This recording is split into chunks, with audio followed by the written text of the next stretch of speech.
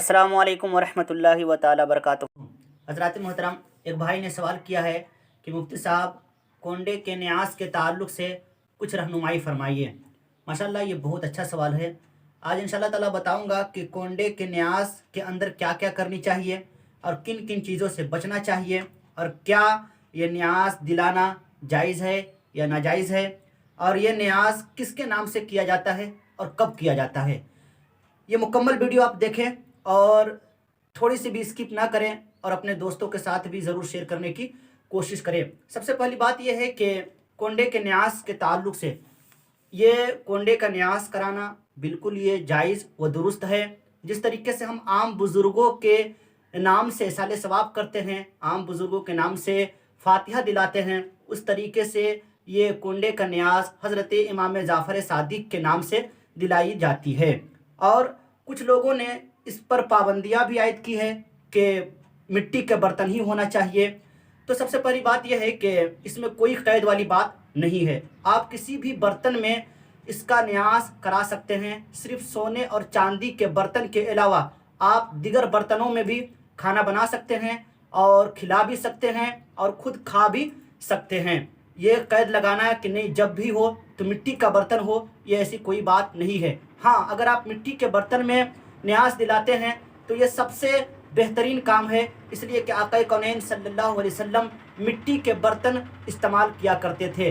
तो एक दिन कम से कम आक़ा कौनैन सल्लल्लाहु अलैहि वसल्लम के सुन्नत हसना पर अमल करते हुए आप मिट्टी के बर्तन का भी इस्तेमाल कर सकते हैं। कुछ लोग पाबंदी ये लगाते हैं कि वो न्यास का जो फातिहा होता है, कुंडे के न्यास का जो फातिहा होता है, कुछ लोग वहीं पर बैठकर खिलाते हैं और उसको बाहर लेके नहीं जाने देते हैं।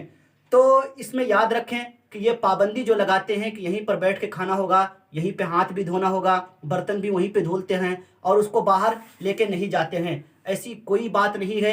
आप बाहर भी ले जा सकते हैं, अपने दोस्तों को भी खिला सकते हैं और पड़ोसियों को भी खिला सकते हैं, गरीब और मिस्कीन लोगों को भी खिला सकते हैं। ये पाबंदी लगाना कि यहीं पर बैठ करके खाना है, ये बिल्कुल नाजायज़ है और एक तरीके से बेजा काम है।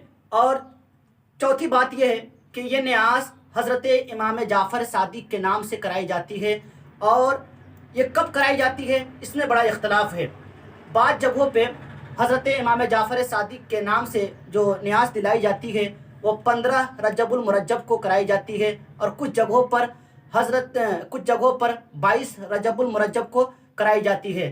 तो सबसे पहली बात यह है कि अक्सर उलमा ने और अक्सर फ़ुक़हा किराम ने ये कहा है कि 15 रजब को हज़रत इमाम जाफ़र सादिक के विसाल का दिन है, यानी उनके वफ़ात का दिन है। इस मुनासबत से वो 15 रजब को उनका विसाल के दिन की मुनासबत से 15 रजब को कोंडे का फातिहा मनाते हैं, और कुछ लोग 22 रजब को मनाते हैं, और अक्सर जगहों पर लोग 22 रजब को मुनक्किद करते हैं।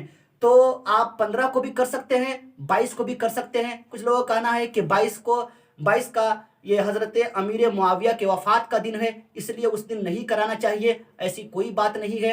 आप 15 को भी करा सकते हैं, 22 को भी करा सकते हैं। साल में आप जब भी वक्त मिले तब आप करा सकते हैं, इसमें कोई दिक्कत नहीं है। ये साले सवाब है, न ये फ़र्ज है न वाजिब है, बल्कि एक तरीके से मुस्तहब अमल है। आप अगर करते हैं तो आपको सवाब मिलेगा, नहीं करते हैं तो कोई गुनाह नहीं होगा।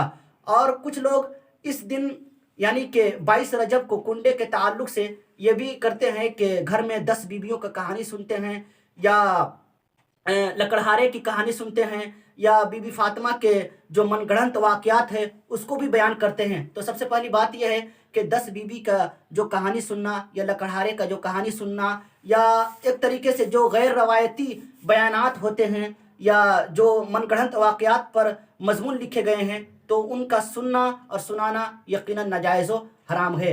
इसलिए ऐसी बातों से परहेज़ करें। और जो मैंने कहा है कि ये क़ैद वाली बात कि वहीं पे बैठ के खाना है और वहीं पे मतलब ये कि मिट्टी का बर्तन होना चाहिए, ये बिल्कुल बेफजूल बातें हैं। आप अपने दोस्तों को भी खिला सकते हैं और पड़ोसियों को भी खिला सकते हैं, सारे रिश्तेदारों को भी खिला सकते हैं। जज़ाकल्लाहु खैरन।